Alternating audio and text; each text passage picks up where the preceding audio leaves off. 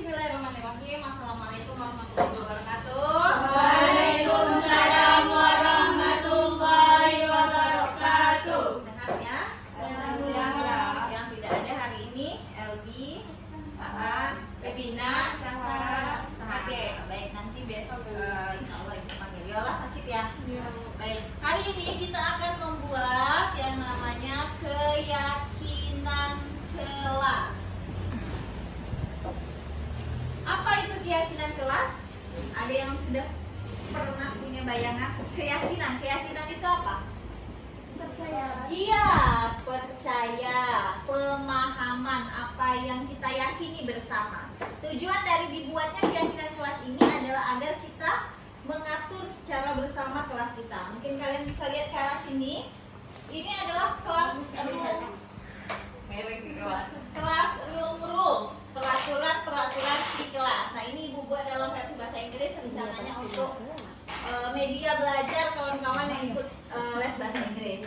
Nah, kira-kira kita akan membuat seperti ini.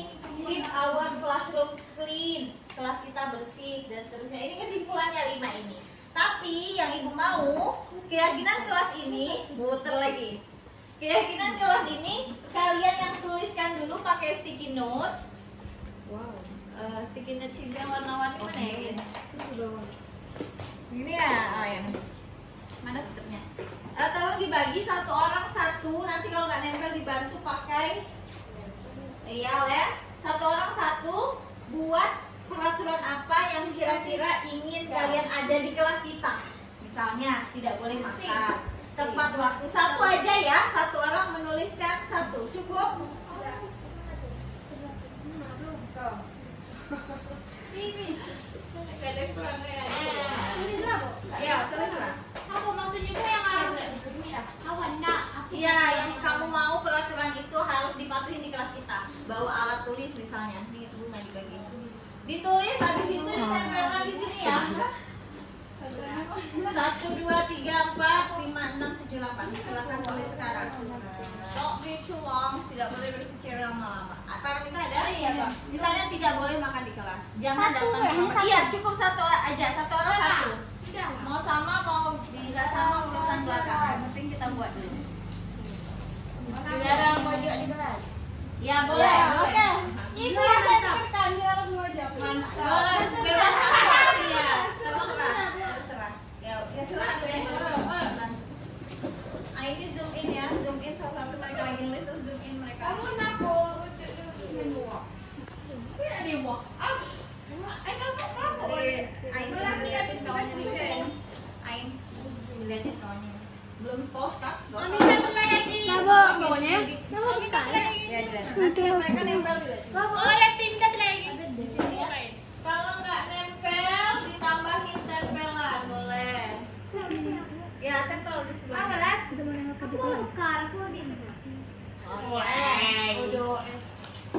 Yang lain tempelin di sini boleh. Aku bingung kok. Jangan bingung-bingung, ditulis cukup satu aja. Keyakinan yang menurut Revi bisa dipatuhin ini. Lambat. Memakai jilbab dengan rapi misalnya. Tidak boleh mojok di kelas. Ingat ya. Ya, tempel di sini.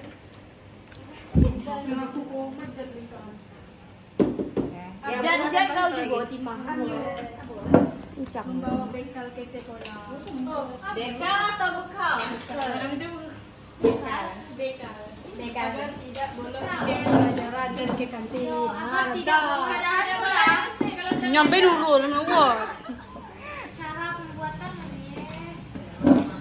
Ada lagi yang belum? Sini. Minta.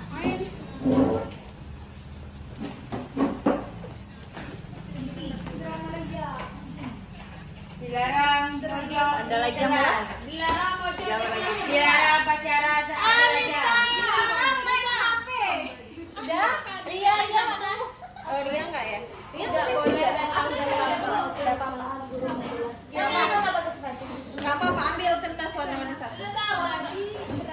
Dibuat aja sesuai dengan keyakinan yang Ria mau. Pilih yang. Pilih dulu ini. Dari sini. Aku nggak tahu. Kau udah ya, ibu ambil kesimpulannya di sini ya. Karena mau ada mojok di tulang. Ayo tuh. Mita, apa perasaannya ketika menuliskan tadi? Ini dia sasaran. Ibu tanya siapa?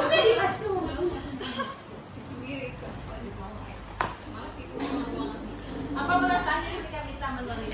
Senang, kota keluar asal udah kuning. Iya, mengeluarkan unek-unek ya. Kalau Yulia, gimana perasaannya ketika menuliskan keyakinan? Gimana?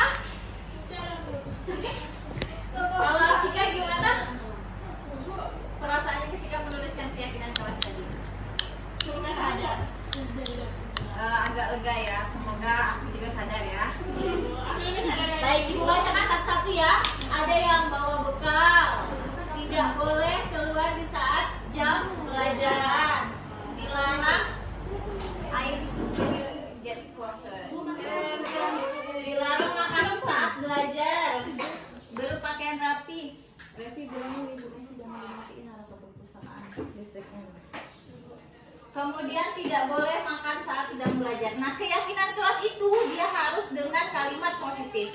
Kalimat positif itu maksudnya tidak menggunakan kata jangan, tidak, dilarang. Nah, sebaiknya kita menggunakan kalimat negatif karena itu akan berpengaruh pada kemampuan otak kita gitu. Jadi kita lebih bisa mematuhi peraturan yang sebenarnya kita buat sendiri. Jadi kesimpulan keyakinan kelas kita yang pertama,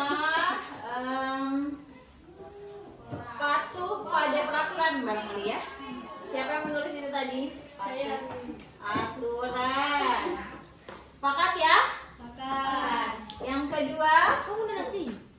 membawa bekal, mungkin agar tidak jajan sembarangan. Kemudian kalau tidak boleh telat itu apa bahasa kalimat positifnya? Jangan terlambat ke sekolah. Yang kalimat Boleh positifnya? pakai jangan. Jangan pakai jangan. Tidak boleh pakai jangan. Datang tepat waktu. Harus pakai jangan. Sama nggak sama patuh pada aturan? Sama ya, berarti sudah sama ini udah di sini. Kemudian berpakaian rapi sama nggak dengan patuh pada aturan? Sama nggak? Iya, sama dengan patuh aturan. Terus ada yang lebih penting, menjaga kebersihan. Ya, itu yang kita tadi ya, itu tulisan ini ya. Menjaga kebersihan. Kemudian sopan santun penting nggak dijaga? Penting. Menjaga apa sopan santun penting nggak? Penting. Terutama Bu. Apa? Yang pertama sehari ya tentang. Ya, menjaga. Ya, harusnya itu yang pertama apa? Yang 4 berarti boleh 4. Sopan santun. Nah, besok ini kita turunkan inilah. Ada lagi nggak yang belum kira-kira? Nggak boleh gosip itu maksudnya kemana? Ke menjaga sopan santun. Ya, maksudnya kita sopan santun, kita menghargai diri kita sendiri, berarti kita juga menghargai orang lain. Berarti ada 4 ya. Ada yang belum nggak nih keyakinan kelasnya? Kesimpulan keyakinan kelas 11 ini dia ya. Berpakaian rapi masuk pada peraturan. Sepakat ya? Sepakat. Baik, ibu rasa cukup demikian. Hati-hati pulangnya, jangan lupa sholat.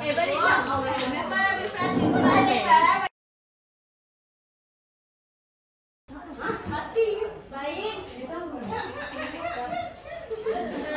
Bismillahirrahmanirrahim. Saya ulangi salamnya ya, karena ada yang baru datang. Assalamualaikum warahmatullahi wabarakatuh. Hari ini izinkan saya menyampaikan materi mengenai budaya positif yang memang budaya ini sudah mulai harus kita tanamkan di sekolah ibu-ibu sekalian ya. Jadi budaya positif ini adalah satu budaya yang memang harus kita terapkan di kurikulum yang sekarang berkaitan dengan tugas kita sebagai seorang pendidik. Kita akan belajar bersama, berkolaborasi dalam materi ini, materi mengenai budaya positif.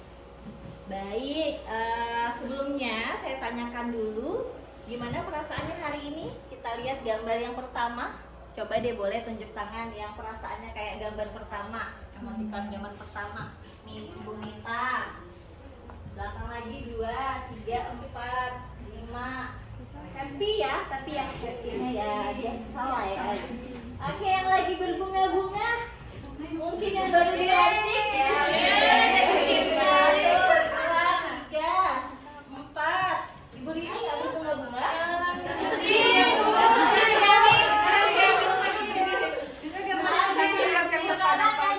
Yang gabut, yang ketiga itu.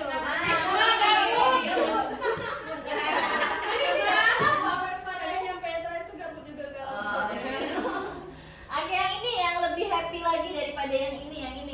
Siapa yang happy-nya maksimal? 3, 4, 5, 6, 7, 7 ya. Boleh tahu kenapa happy-nya maksimal? Habis makan. Iya. Habis makan. Alhamdulillah. Alhamdulillah dapat sesuatu yang membahagiakan ya. Yang lagi ngomongin, ada yang lagi kesel? Kesel? Lagi kesel. Nggak ada. Ada sesuatu yang kesel tadi. Ada ya Ibu Endang ya. Capek ya. Oke, sekarang yang ini yang lagi sedih tapi nggak bisa kesel. 3, sedih tapi bingung, nggak bisa kesel gitu ya. Ya, itulah perasaan-perasaan kita. Kita terima, namanya manusia ya. Kita bukan Satria Baja Hitam, bukan Power Ranger ya. Jadi kita semua punya perasaan-perasaan ini setiap hari. Kita terima apa saja, apa adanya. Tapi hidup kan harus terus berjalan ya. Kita harus tetap menerima materi hari ini. Baik, ini kesepakatan pembelajaran kita. Yang pertama, saya minta tolong pada ibu untuk terlibat aktif. Aktif itu selain kita berkomunikasi 2 arah, juga terlibatnya secara aktif mungkin secara pemikiran, kognisi. Ini lagi ngomongin kemana sih arahnya, bagaimana aplikasinya di sekolah nanti. Dan fokus saling menghargai ketika nanti ada temannya berbicara, kita saling mendengarkan. Ketika kita yang mendengarkan, kita juga fokus. Ada lagi yang mau ditambahkan kesepakatan ini? Kesepakatan kita bersama cukup ya? Fokus dan saling menghargai. Oke, kita masuk ke materi kita mengenai budaya positif. Apa sih budaya positif yang sekarang digembar-gemborkan harus mulai kita himpun di tempat satuan pendidikan kita masing-masing? Ibu-ibu yang mengajar di pendidikan sekolah dasar nih terutama. Yang pertama kita akan mempelajari perubahan paradigma belajar, kemudian disiplin positif yang turunan dari budaya positif, kebutuhan dasar manusia, motivasi perilaku manusia. Kenapa ada manusia itu, seseorang itu yang semangat dalam belajar, kenapa juga ada yang turun gitu ya. Posisi, kontrol, restitusi. Kemudian kita juga akan membahas tentang keyakinan kelas. Ada yang sudah menerapkan ini di sekolahnya masing-masing? Mengenai keyakinan kelas? Belum. Kemudian ada segitiga restitusi. Apa sih itu semua istilah-istilah segitiga restitusi? Kita akan pelajari sama-sama. Oke, masuk ke pembelajaran dengan paradigma baru. Pembelajaran dengan paradigma baru. Silakan boleh mungkin cari yang kosong. Ada yang pernah mendengar pembelajaran terdiferensiasi tidak? Iya, apa itu Bu Mita? Sepemahaman aja. Apa tadi kata masuk berbeda.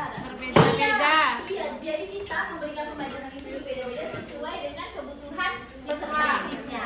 Ada juga yang bergantung pada kesiapan belajar. Kita kan anak-anak kita ada yang sudah bisa baca, ada yang belum tahu huruf. Nah, yang ini diberikan perlakuan langsung membaca teks. Ada juga yang diberikan perlakuan kita kenalkan huruf-huruf. Kita ngajarinya beda-beda. Nah, itu terdiferensiasi. Terdiferensiasi itu ada diferensiasi proses, diferensiasi konten, diferensiasi hasil. Ketika ibu-ibu misalnya mengajarkan materi bahasa Indonesia, boleh mereka mau membuat puisi, boleh mereka mau membuat kalimat. Nah, itu beda-beda. Nah, itu terdiferensiasi. Baik, kita akan mencoba permainan cobalah buka dengan kawan di belakangnya. Jadi belakang ke belakang, satu orang akan berdua. Anda dan teman Anda akan melakukan kegiatan cobalah buka. Tugas yang pertama, tugas si A. Yang pertama ini adalah si A, si B, si si A, si B gitu ya, seterusnya. Tugas si A adalah membujuk agar, coba Anda bayangkan bahwa Anda menyimpan sesuatu yang sangat berharga di dalam kepalan ini. Itu berharga sekali. Yang B punya kepala, dan dalam kepalan itu berharga sekali. Nah, tugas A, Anda perlu menjaga benda tersebut sekuat tenaga karena begitu pentingnya, bendanya penting. Tugas B adalah mencoba dengan segala cara untuk membuka kepalan tangan Anda. Oh, berarti yang A yang punya kepalan tangan, yang B tukang bujuk ya. Ya, tukang bujuk. Bujuknya boleh dengan apa saja, boleh dikelitiki, nggak boleh kekerasan ya. Boleh membujuk, menghardik, mengintimidasi, memarahi, menggoda, menggelitik, bahkan menawari Anda uang agar Anda bersedia membuka kepalan tangan. Oke, jadi yang ini yang A yang punya kepalan tangan, yang satu, ya kepalanya satu. Yang B harus berusaha membujuk. Kita praktekkan dalam 30 detik. Kita mulai ya. Bisa? 3, 2, 1, silakan. Ke belakang.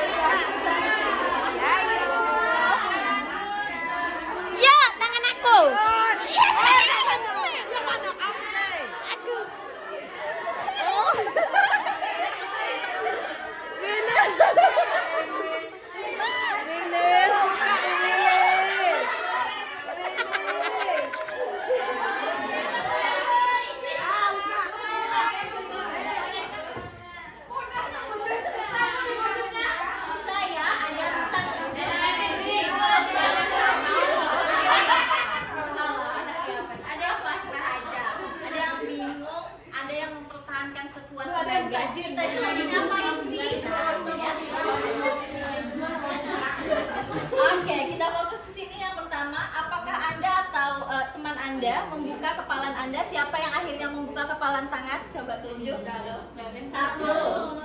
Tidak ada.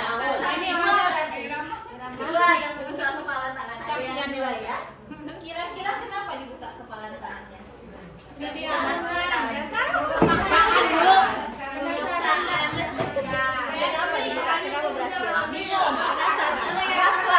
Lebih ke pasrah ya.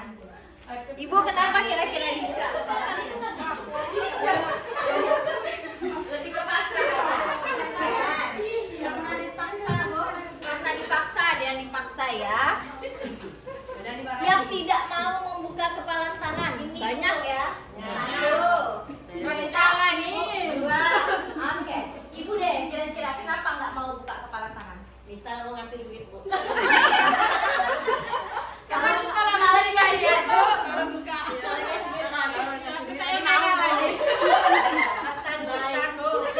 Apa sih yang kita lakukan? Banyak yang kita lakukan ya. Kita sedang mempelajari negosiasi. Dan ini yang ketiga.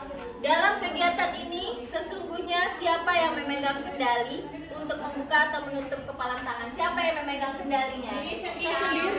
Diri sendiri. Sering kita menyalahkan orang lain. Kenapa sih kurikulum berubah terus? Kenapa sih pendidikan kayak gini banget? Kenapa sih susah? Padahal yang tidak ada dalam kendali kita, iya itu di luar kendali kita. Kita nggak bisa ngaturnya. Kita bukan staf ahli. Kita tidak bisa. Yang bisa kita lakukan yang dalam kendali kita. Yang dalam kendali kita mempertahankan genggaman itu, mempertahankan semangat kita untuk terus belajar. Bagaimana sih pembelajaran yang berpihak pada murid? Bagaimana sih cara saya mengemban amanah ini sebagai pendidik? Apalagi mungkin yang akan berpindah ke tempat baru, semangatnya mungkin baru, atau yang masih di tempat lama ya kita harus memperbarui semangat terus ya, karena kita manusia biasa. Kalau kita lama nggak belajar, kita lupa lama-lama teorinya. Sepintar apapun kita ketika kuliah, kalau kita tidak mengupdate diri, kita lupa. Padahal kendali itu dalam pegangan kita sendiri. mau orang mau bilang apa, orang kan sekedar suara yang kita dengar ya. Nah, yang pegang kendali kita sendiri. Kita mau buka, kita mau enggak, kita sendiri, kita yang punya keputusan. Oke, kita masuk ke disiplin positif. Lalu apa kira-kira arti disiplin? Ada yang mau berpendapat? Tidak ada salah benar di sini. Kira-kira apa sih itu disiplin? Disiplin itu tidak melanggar aturan, Bu. Tidak melanggar aturan. Iya, boleh. Yang lain boleh? Apa arti disiplin? Biar hidupnya teratur, Bu. Iya, biar teratur ya. Peraturan itu dibuat untuk dipatuhi ya. Oke. Nah, ini dalam budaya kita, makna disiplin itu sesuatu yang dilakukan untuk patuh pada aturan. Ini gambar saya sama anak-anak di SMK di aplikasi yang kami gunakan gitu, kayak aplikasi Android yang sederhana saja. Selain itu juga saya menciptakan aplikasi Android yang memang bisa digunakan tanpa paket data. Tapi makin kesini kok makin banyak aplikasi, jadi lebih pembelajaran itu nggak harus selalu teknologi ya, tapi teknologi tepat guna yang kita bisa menggunakan permainan tradisional, bisa bermain games dan seterusnya. Oke, ini disiplin positif, cara penerapan disiplin yang mengajarkan anak kita bertanggung jawab dan menumbuhkan kesadaran diri. Maksudnya disiplin positif itu kita menumbuhkan kesadaran, bukan hanya sekedar mengatur ya, tapi kita menumbuhkan kesadaran. Kenapa sih kita harus mempertahankan genggaman tangan kita? Apa bahayanya ketika genggaman tangan kita itu kita buka ya? Oke, kita ke case study, studi kasus. Kita akan bantu dong waktu bacain yang di belakang Ibu Mita, boleh? Di belakang Ibu Mita. Di belakang Ibu Risma. Ibu Risma, boleh baca kasus satu tuh ya? Nggak kelihatan, Bu. Kacamata kasih bisa. Tulis. Tisa dan Hana. Studi Tisa dan Hana dipanggil masuk ke ruangan Ibu Dewi. Kepala Sekolah SMA Makmur, Ibu Dewi baru saja mendapatkan pengaduan dari Ibunda Tisa bahwa Hana menggunakan kata-kata kasar dan merendah-rendahkan Tisa di sosial media. Oke, sekarang kita akan bermain peran. Mei adalah kepala sekolah SMA Makmur. Apa yang akan Ibu Mei lakukan terhadap Tisa dan Hana? Kira-kira Tisa dan Hana dipanggil masuk ke ruangan Ibu Dewi, kepala sekolah. Jadi Mei adalah Ibu Dewi. Ibu Dewi itu baru saja mendapat pengaduan dari Ibunda Tisa bahwa Hana menggunakan kata-kata kasar, merendah-rendahkan Tisa di sosmed. Jadi ibunya si Tisa ini ngelapor ke kepala sekolah.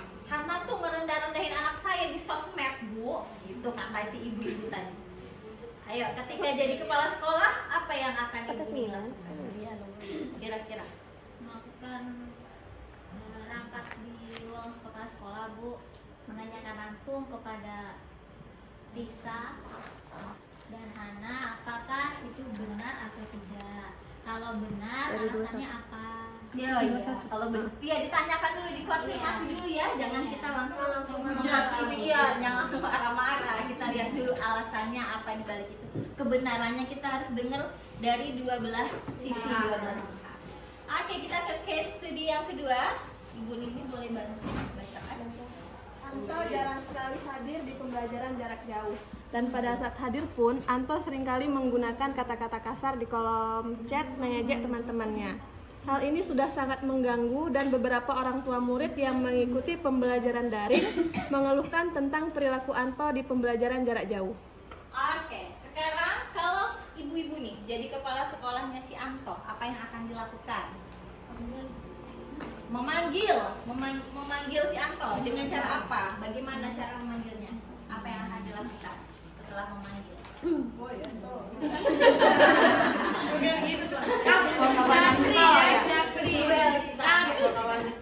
Apa aja kira-kira? Gimana kira-kira? Seolah-olah ibu sudah memanggil Anto nih. Ibu Endang Antonya. Bu Endang boleh ngadep dulu. Bu Endang Antonya. Apa yang akan ibu bilang?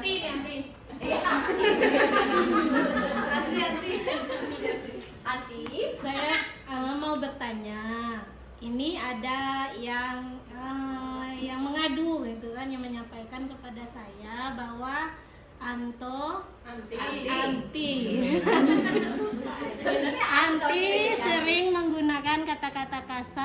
kolom chat dan sering mengejek teman-teman. Alasannya apa ya? Apa Anti? Kenapa? Anti tuh sering kasar kalau sama saya di kelas itu.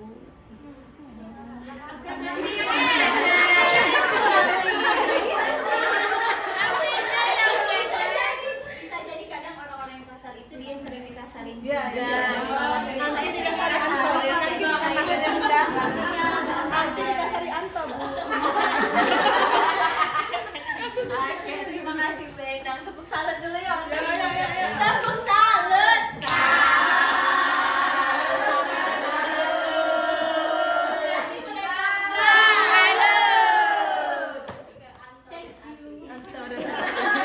Oke, kita lanjut. Nah, kita masuk ke yang agak serius nih. Kenapa sih Ibu Meni ngambil kasus Anto Anti? Karena ada 5 kebutuhan dasar menurut The Choice Theory, Dr. William Glasser. Jadi ada 5 kebutuhan dasar manusia yang memang ini kalau nggak dipenuhi, cenderung anak-anak itu melakukan pelanggaran disiplin, cenderung melakukan kesalahan. Jadi kita melihat sesosok murid itu bukan dari kesalahan saja. Mereka tuh bisa jadi melakukan kesalahan ya kayak tadi ya, karena mungkin dikasarin, jadi mereka bisa berbuat kasar. Ada kasus lagi, Ibu Ambar, guru wali kelas 2A di SD Pelita Hati, sedang bingung menghadapi ulah salah satu murid di kelasnya, namanya Doni. Beberapa anak di kelas 2A telah datang padanya dan mengeluhkan Doni yang seringkali meminta bekal makan siang mereka dengan paksa. Dia minta dengan paksa, sini bekalnya. Jika ibu-ibu nih menghadapi situasi seperti Ibu Ambar, apa yang akan ibu-ibu lakukan? Memanggil Doni? Memanggil Doni, kemudian pasti kita menanyakan ya, kenapa dia melakukan itu. Nah, menurut kita nih sebagai pendidik, apa kira-kira Doni melakukan itu? Dia merampas bekal temannya. Mungkin kita makan, Tidak kasih uang jajan, ada jajan, dikasih uang jajan. Iya. Jadi itulah yang dimaksud dengan kebutuhan dasar manusia. Menurut William Glasser, kebutuhan yang pertama itu bertahan hidup. Manusia itu punya naluri bertahan hidup. Makanya ketika di kelas kita langsung kaget gitu kan ya. Karena takut kan? Kan ketika di kelas kan kaget nggak ya, kaget nggak ya? Nggak ada yang kayak gitu ya. Terlalu. Ketika kita nyebrang, kalau ada mobil kan jalan nggak ya, jalan nggak ya, kan nggak ada gitu ya. Kita langsung naluri kita bertahan hidup gitu. Kita langsung lari, nggak kayak di film-film. Jadi berlari kan, kita lontar-lontar karena naluri kita kan pelan-pelan banget. Pelan-pelan ya. Jadi yang pertama bertahan hidup. Yang kedua kebutuhan dasarnya kasih sayang dan rasa diterima. Jadi kalau anak-anak yang kurang kasih sayang, memang cenderungnya dia tuh nakalnya tuh mencari perhatian. Memang itu kebutuhan dasar manusia, kebutuhan dasar anak-anak kita. Perlu disayangi, perlu merasa diterima, perlu akan penguasaan.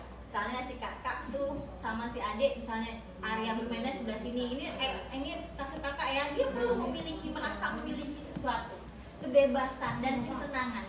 Jadi kebutuhan dasar manusia itu ada kesenangan. Makanya ada yang sudah stres misalnya kan main game, ada yang sudah stres untuk makan makanan favorit. Nah itu kebutuhan kita, kebutuhan dasar kita untuk merasa senang itu apa?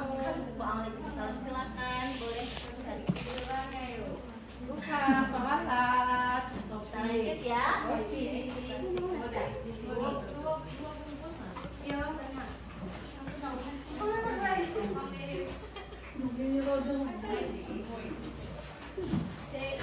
Kita disuruh nyantai di dokter.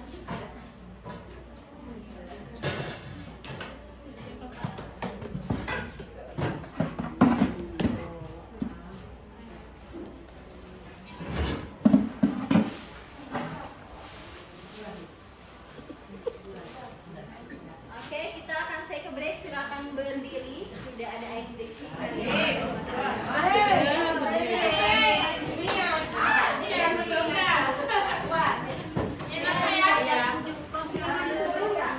Kita mulai ya. 3, 2, 1.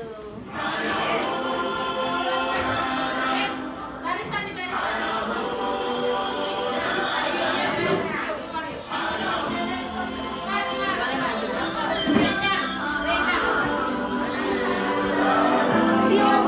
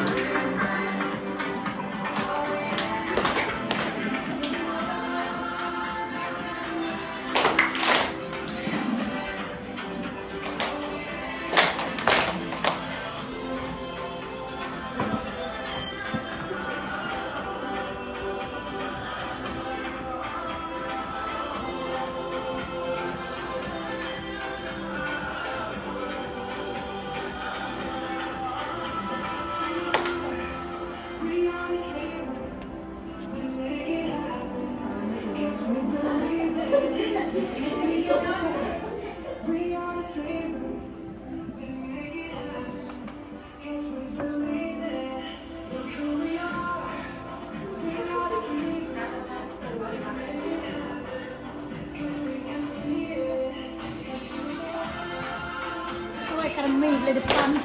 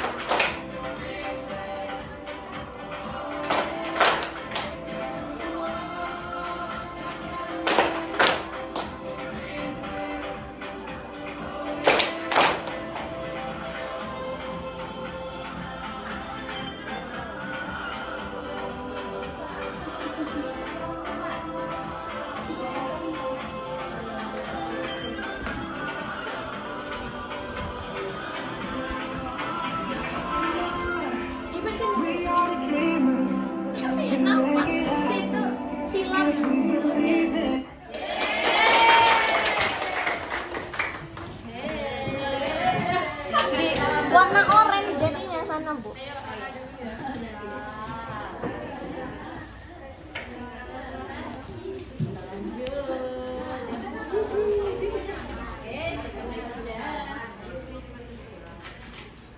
kita lanjut ke materi berikutnya.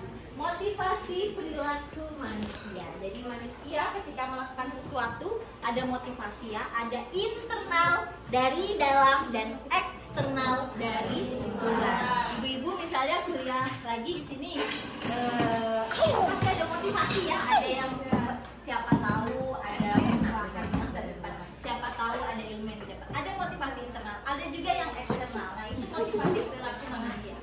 Ada yang seseorang itu melakukan sesuatu, murid kita itu menghindari ketidaknyamanan dan hukuman. Biar nggak dihukum, maka dia terlambat, jadi menghindari hukuman. Ada yang untuk mendapatkan imbalan atau penghargaan dari orang lain. Kayak tadi aku mau buka kepala tangan asal dikasih duit. Ada juga yang mau nyapu di rumah kalau dikasih uang orang tuanya. Ada juga untuk menjadi orang yang mereka inginkan dan menghargai diri sendiri dengan nilai-nilai yang mereka percaya. Ada juga yang memang melakukan saya belajar karena saya menghargai diri saya sebagai seorang pembelajar seperti yang saya.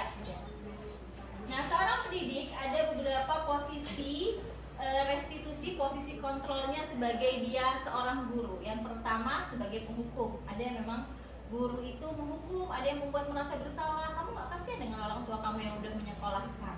Ada yang bisa berfungsi sebagai teman, ada pemantau, ada juga manajer. Macam-macam posisi ini kita posisikan sesuai dengan kebutuhan di lapangan. Ini contohnya sebagai penghukum, patuhi aturan sekolah, lalu kalau melanggar berdiri di depan kelas.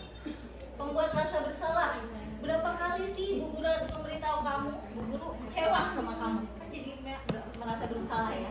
Sebagai teman, ayolah yang tertib, buat Ibu Guru bangga, kali ini tidak apa-apa kamu salah. Sebagai pemantau, kamu sudah melanggar, dan juga sebagai manajer. Apakah kamu tahu kesalahanmu? Itu manajer ya, orang yang memantau peserta didik kita. Oke, nah ini keyakinan kelas. Keyakinan kelas biasanya ditempel di kelas ini ada. Kalau biasa kalau di sekolah bagusku ada sudah buat. Jadi keyakinan kelas ini adalah kesepakatan bersama kita dengan siswa di kelas kita. Ya ibu-ibu dengan siswa-siswa di kelas-kelas ibu sekalian. Kayak tadi saya buat keyakinan, kenapa di awal tadi ini keyakinan kita ya ibu-ibu. Kenapa dibuat seperti itu? Karena ini sudah harus mulai ibu-ibu praktekkan di kelasnya masing-masing. Jadi silakan. Ketika membuat aturan itu kita minta dulu kesepakatan mereka apa? Sepakat ya. Jadi patuhnya pada peraturan itu sesuai dengan kesepakatan mereka masing-masing. Iya, jadi biar sifatnya tidak iya, maksudnya seperti itu. Jadi biar kita membangun motivasinya internal. Nah, ini kegiatan saya bersama peserta didik saya dan ibu-ibu juga akan melakukannya beserta peserta didiknya.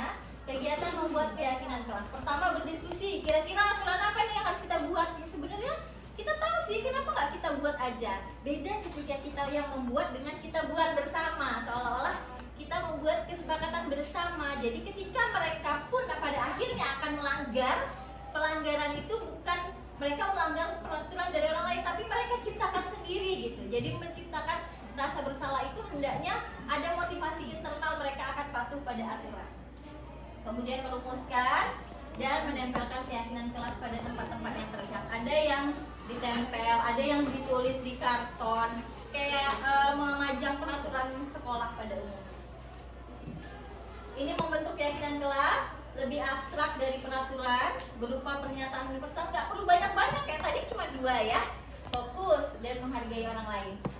Kalau dalam kelas mungkin bisa 3 atau 4, tapi dirumuskan bersama. Memang disediakan waktu untuk merumuskan itu.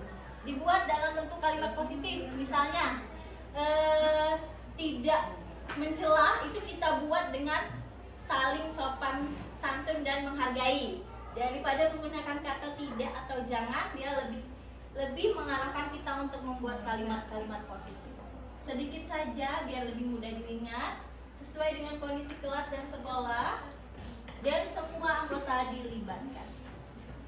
Oke, kita masuk ke segitiga restitusi. Ada yang pernah mendengar segitiga restitusi? Restitusi adalah proses menciptakan kondisi bagi murid untuk memperbaiki kesalahan. Jadi ini ketika kita memanggil siswa, misalnya tadi yang melakukan kesalahan, kita terapkan segitiga restitusi dari video ini.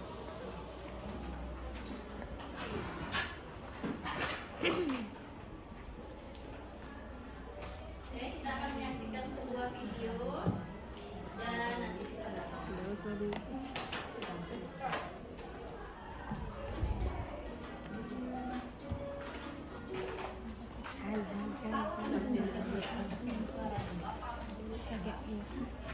video ini kita akan membahas tentang salah satu program disiplin positif yang diterapkan di lingkungan sekolah yang dikenal dengan nama restitusi.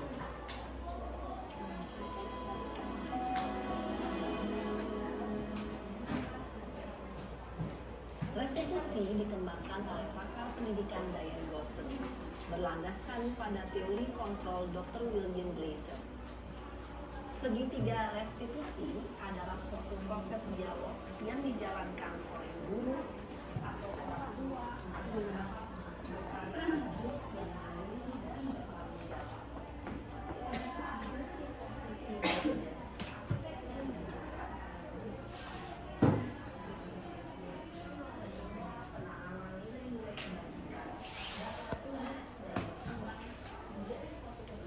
mataku empat lari.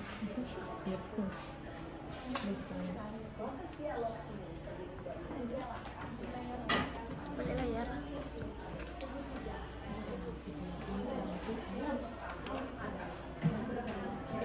Sulima.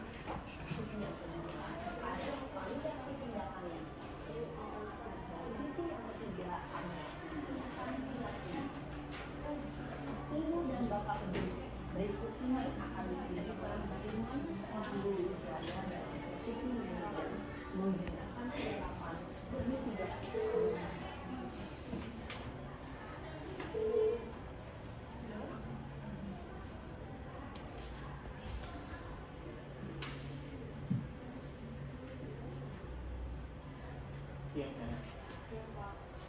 Tidak lama lagi sekarang.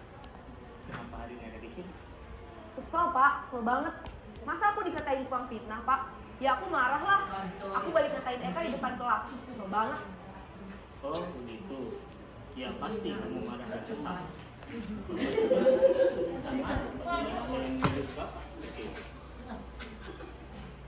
Ya, saya pause sedikit. Kata si bapaknya tadi, ya pasti kamu akan marah. Saya juga kalau kayak gitu saya akan kesal aja nggak boleh kayak gitu. Dia nggak kayak dia mau memposisikan memahami dulu ya. Oh ya pasti kamu kesal. Iya, memposisikan dulu sebagai peserta didiknya.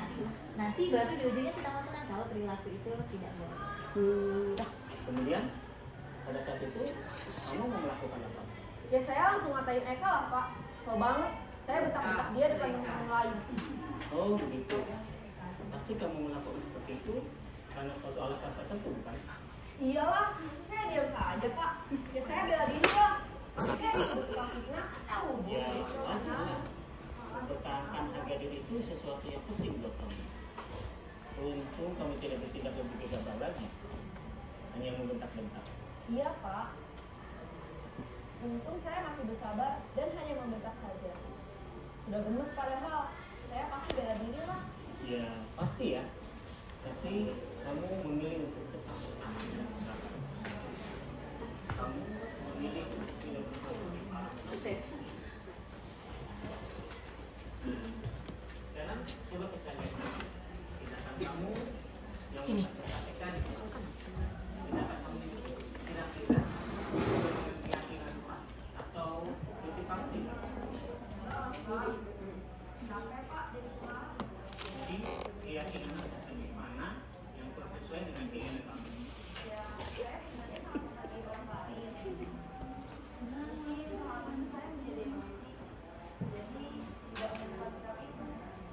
Kamu meyakini tidak menghargai orang lain itu penting buat kamu? Yakinlah pak. Iya, kita harus saling menghargai. Namun ada juga keyakinan yang Absen.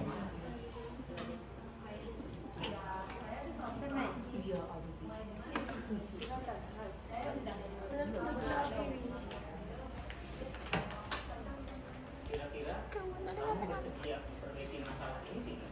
Iya pak.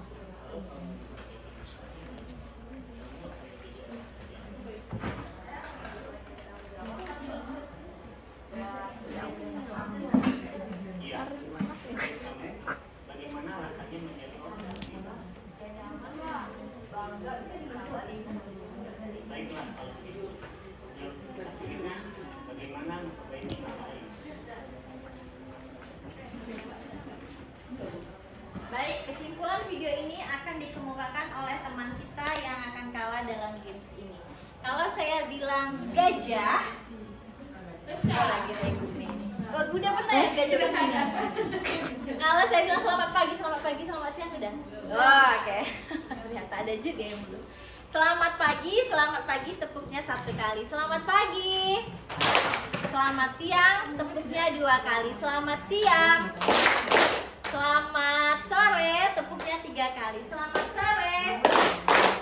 Kalau saya bilang selamat malam, tepuknya setengah. Selamat malam. Setengah bunyi nggak? Ya. Kita mulai ya. Selamat pagi. Selamat siang. Selamat sore.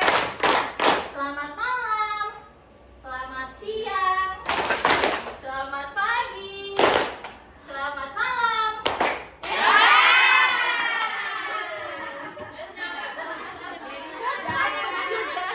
Kira-kira presentasi semua. Ayo ungkapkan apa sih yang diambil hikmahnya dari video ini?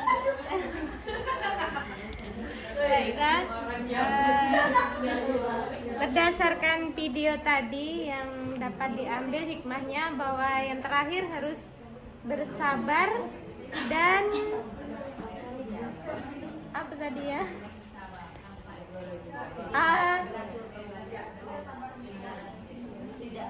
Tidak saling menyalahkan, iya.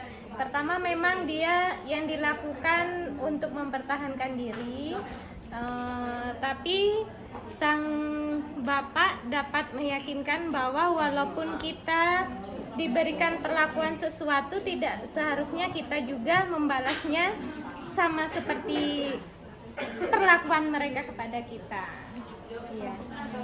Muslimah. Oke, Bu Muslimah, kita kasih tepuk wow udah ya, tepuk wow. Tepuk wow. Kasih W, kasih O, kasih W. Wow. Ayo kita kasih tepuk wow untuk Ibu Muslimah. Kasih W, kasih O, kasih W.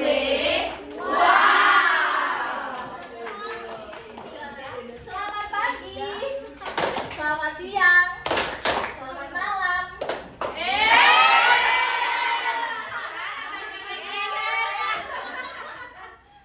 Tentang apa video yang bisa diambil? Yang bisa saya ambil dari video itu bahwa siapa tadi nama cewek itu tadi?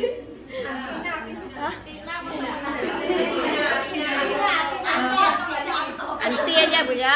Anti ini harus lebih bersabar, intinya harus lebih bersabar. Itulah Bu yang dapat saya ambil. Terima kasih. Dari sifat gurunya apa yang bisa diambil hikmah dari yang gurunya? Dari bijak, tidak langsung menyalahkan ya. Tidak langsung menyalahkan. Oke, baik. Ya kita kasih tepuk tangan atau tepuk salut. Siapa? Rina ya. Ya kita kasih tepuk salut untuk Ibu Rina.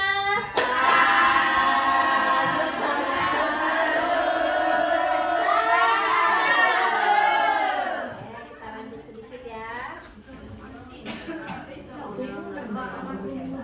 Baru saja kita menyaksikan contoh bagaimana seorang guru berada pada posisi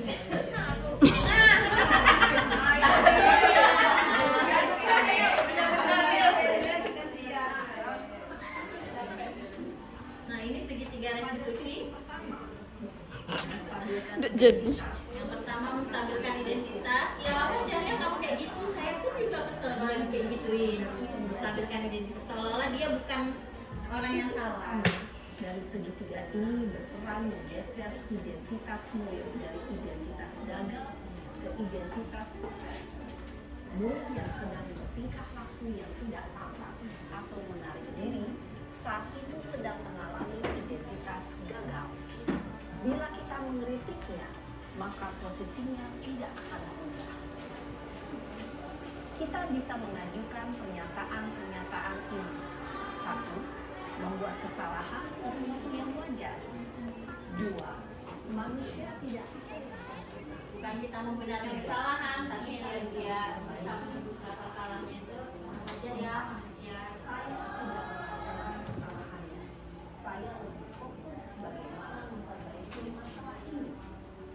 5. Apakah saat ini kamu telah menjadi orang yang baik untuk dirimu sendiri? Pada sisi kedua, validasi tindakan yang salah berlandaskan pada prinsip bahwa setiap perilaku berupaya memenuhi suatu kebutuhan tertentu. Guru yang telah memahami teori kontrol akan bergeser dari pemikiran stimulus respon menjadi proaktif dan mencoba untuk mengenali tujuan dari perilaku murid, mengenali dan mengakui kebutuhan murid ini dan memperbaiki hubungan dengan murid tersebut. Pernyataan atau pertanyaan bisa disampaikan dengan nada suara tidak menghakimi atau menunjukkan, sehingga dapat mengembalikan murid pada posisi positif. 1. Kamu bisa saja bertindak lebih gegabah dan tidak. 2. Aku bukan melakukannya tanpa suatu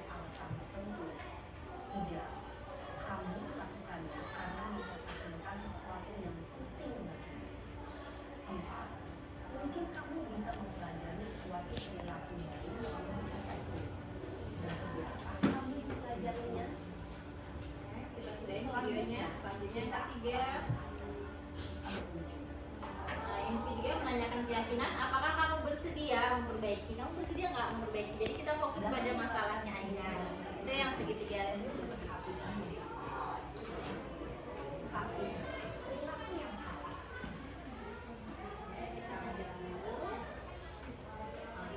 Resolusinya validasi tindakan yang salah, menstabilkan identitas dan menanyakan keyakinan. Apakah ini bisa dipraktikkan ke semua peserta didik? Bisa, tapi responnya berbeda-beda. Ketika kamu bersedia memperbaiki, udahlah Bu, saya mau bersatu lagi diri saya. Ini saya bapak aku mau diajak kayak gitu. Kalau yang kayak gitu kan, ya kita hanya bisa menghadapi dengan sabar. Yang penting kita sudah paham ilmunya bahwa peserta didik itu ketika dia melakukan pelanggaran, mungkin ada haknya sebagai manusia, hak dasar sebagai manusia dia nggak terpenuhi, tangki cintanya nggak terpenuhi, dia sering diabaikan mungkin, dia tidak merasa diterima, pendapatnya tidak didengar di rumah. Nah di sekolah dia seperti itu. Jadi kalau hak dasar manusianya tidak terpenuhi, ya cenderung mereka buat cari perhatiannya dengan melanggar aturan. Oke, ini restitusi tadi. Ini beberapa kegiatan-kegiatan saya di sekolah yang mungkin bisa diadopsi. Kalau di pendidikan dasar tentu berbeda, apalagi kalau terbatas fasilitas, ya terbatas fasilitas paling kita bisa ya memanfaatkan apa adanya. Tapi itu tadi dari awal kita meyakini bahwa yang kita bisa lakukan kita lakukan, yang tidak bisa kita lakukan ya gimana lagi, kita bukan pengendali di sekolah untuk sarana dan prasarana. Jadi kita fokus saja pada hal-hal yang bisa kita lakukan, yang dalam kendali kita. Karena energi kita kalau dipakai untuk mengeluh ya habis juga. Energi kita dipakai untuk mikir apa ya yang bisa aku lakukan, ada lingkungan sekitarnya, tidak ada yang fokus, ya sudah bermain, belajarnya sambil bermain. Oke. Untuk materi mengenai disiplin positif, apakah ada pertanyaan? Cukup? Baik. Cukup ya?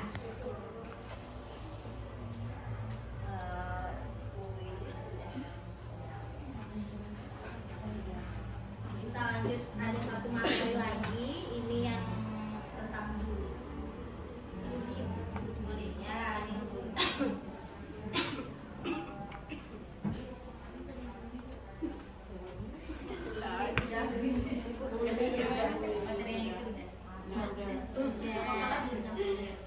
Belum 60 menit. 44 Bu. 44 nanti tak gabung dengan ini, pause dulu. Merah.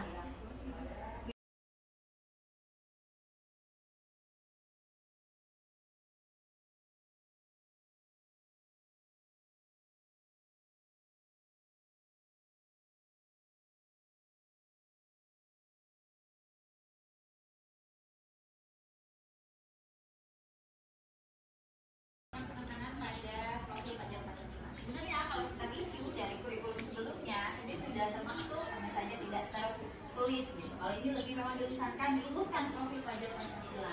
Nah, profil pelajar Pancasila inilah yang seharusnya ada dalam visi kita, agar memang sih kalimat itu tidak akan berarti apa-apa tanpa tindakan, tanpa implementasi, tapi rumusan kalimat, rumusan visi itu tetap harus ada. Seperti halnya Bung Karno yang sudah merumuskan visi dari negara kita, kan dari visi itulah bisa terbentuk misi bagaimana mewujudkan visi itu.